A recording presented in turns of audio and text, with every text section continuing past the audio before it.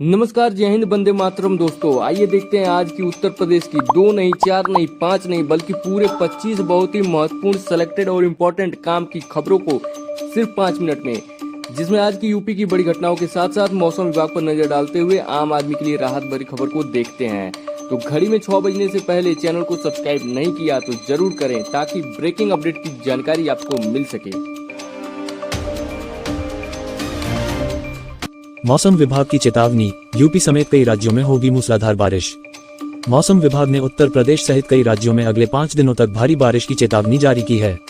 इसमें जम्मू कश्मीर, हिमाचल प्रदेश, उत्तराखंड, राजस्थान, पंजाब, हरियाणा, चंडीगढ़ और दिल्ली शामिल हैं।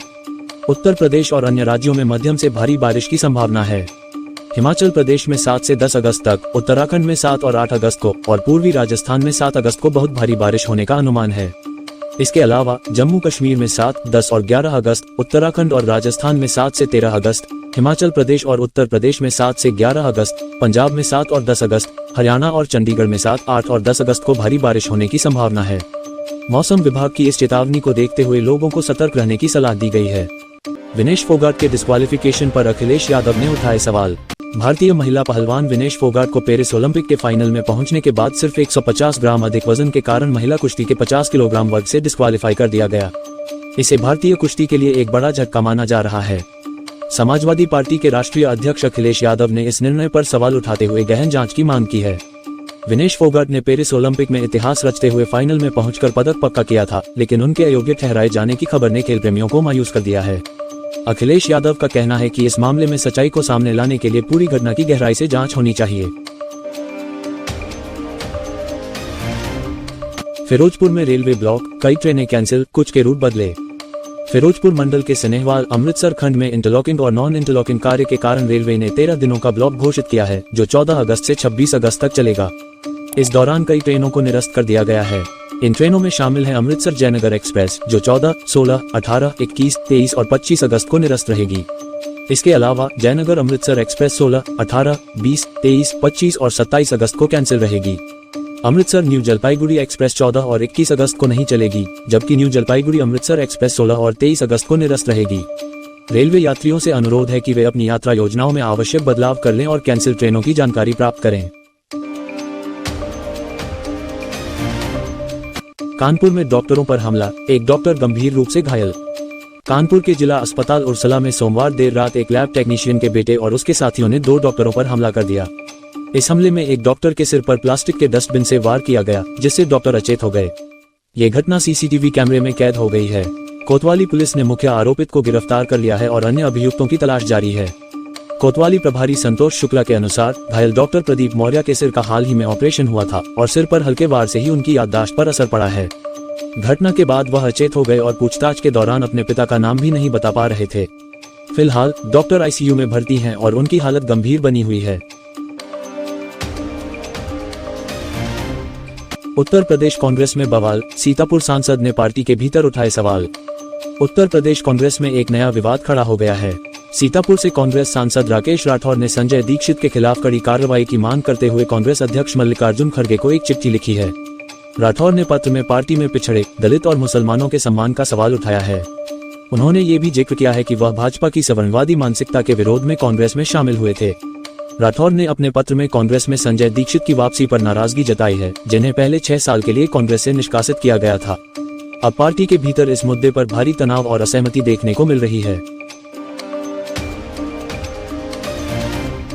ऋषभ पंत ने नीरज चोपड़ा के लिए किया बड़ा ऐलान, गोल्ड जीतने पर मिलेगा इनाम। टीम इंडिया के विकेटकीपर बैटर ऋषभ पंत ने एक बड़ी घोषणा की है।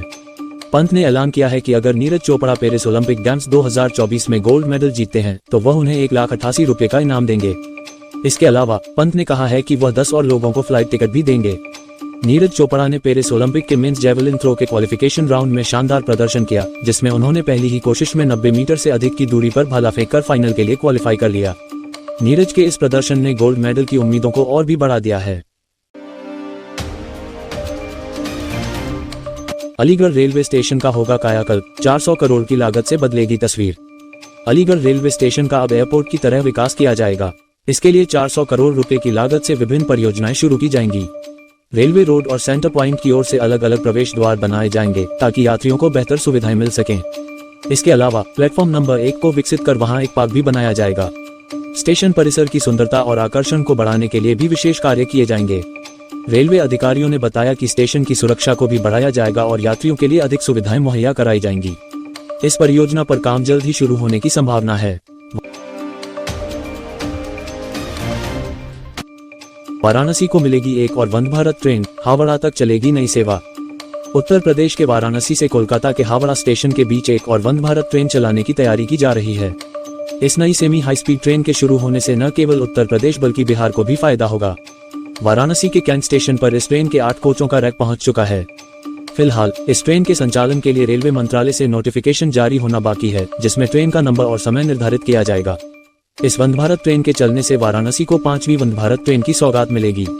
ये ट्रेन दिल्ली, रांची और लखनऊ के अलावा अब हावड़ा के लिए भी सेवा प्रदान करेगी। BSNL 4G सर्विस का अपडेट, 15,000 से ज्यादा टावर हुए लाइव। BSNL ने अपने 4G सर्विस को लेकर बड़ा अपडेट दिया है। कंपनी ने स्वदेशी तकनीक से बने 15,000 से ज्यादा मोबाइल टावर इंस्टॉल कर दिए हैं, जिससे पूरे देश में सुपरफास्ट कनेक्टिविटी मिलने लगेगी।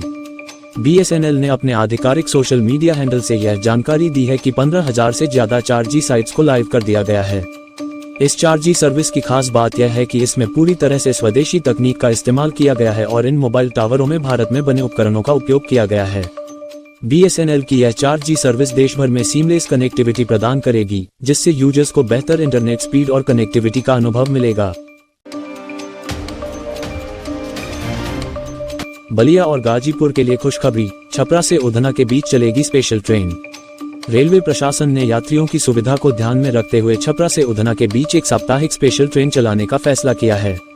ये ट्रेन उधना से 7, 14, 21 और 28 अगस्त 2024 को बुधवार के दिन चलेगी, जबकि छपरा से यह ट्रेन 9, 16, 23 और 30 अगस्त को शुक्रवार के दिन चलेगी। विनेश फोगाट का नहीं, देश का अपमान, संजय सिंह ने किया ओलंपिक बहिष्कार का आह्वान। आम आदमी पार्टी के नेता संजय सिंह ने विनेश फोगाट को 100 ग्राम ओवरवेट दिखाकर अयोग्य घोषित करने पर बड़ा बयान दिया है। उन्होंने कहा कि यह केवल विनेश फोगाट का अपमान नहीं, बल्कि पूरे देश का अपमान है। संजय सिंह ने सरकार से तुरंत हस्तक्षेप कर विनेश की मदद करने की अपील की। उन्होंने कहा कि पूरा देश विनेश के साथ खड़ा है। विनेश फोगाट के ऐतिहासिक प्रयास को नकारते हुए उन्हें अयोग्य घोषित करना बहुत बड़ा अन्याय है। रेलवे में पैरामेडिकल पदों पर बम्पर भर्ती, 17 अगस्त से शुरू होंगे आवेदन। भारतीय रेलवे ने पैरामेडिकल वर्ग के अंतर्गत आने वाले विभिन्न पदों पर 1376 रिक्तियों के लिए अधिसूचना जारी की है। इस भर्ती के लिए आवेदन प्रक्रिया 17 अगस्त से शुरू होगी और अंतिम तिथि 16 सितंबर 2024 तय की गई है। अभ्यर्थी रेलवे की ऑफिशियल वेबसाइट पर जाकर ऑनलाइन आवेदन कर सकते हैं।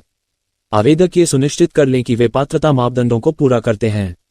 भर्ती में शामिल होने के लिए अभ्यर्थी को संबंधित क्षेत्र में 12वीं डिग्री या डिप्लोमा होना आवश्यक है और आयु सीमा पदानुसार 18 से 22 वर्ष के बीच होनी चाहिए। टेलीकॉम कंपनियों को सर्विस आउटेज पर लगेगा भारी जुर्माना, ट्राई ने किया साफ। Telecom regulatory authority of India try ने सेवा प्रदाताओं को कड़ी चेतावनी दी है। यदि सर्विस आउटेज होता है तो कंपनियों को भारी जुर्माना भरना होगा। ट्राई के चेयरमैन अनिल कुमार ने यह साफ कर दिया है कि इस फैसले पर दोबारा विचार नहीं किया जाएगा। यह मानदंड लंबे विचार विमर्श के बाद तय किए गए हैं, जिससे ग्राहकों को बेहतर सेवा मिल सके। लखनऊ बरेली रेलखंड पर जल्द चलेंगी फास्ट पैसेंजर ट्रेनें, यात्रियों को मिलेगी राहत। भारतीय रेलवे अब कम दूरी की फास्ट पैसेंजर ट्रेनें चलाने की तैयारी कर रहा है।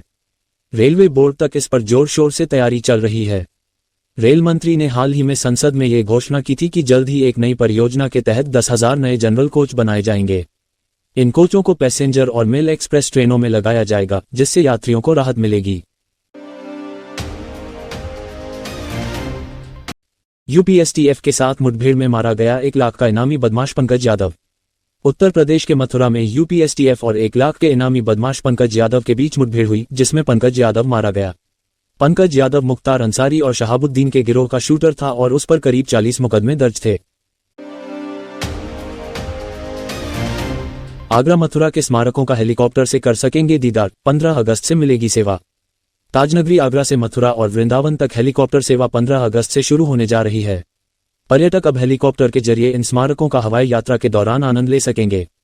प्रधानमंत्री नरेंद्र मोदी ने 2019 में इस सेवा के लिए हेलीपैड का शिलान्यास किया था। ये सेवा आगरा से मथुरा के बीच शुरू की जा रही है, जिससे पर्यटन को बढ़ावा मिलेगा।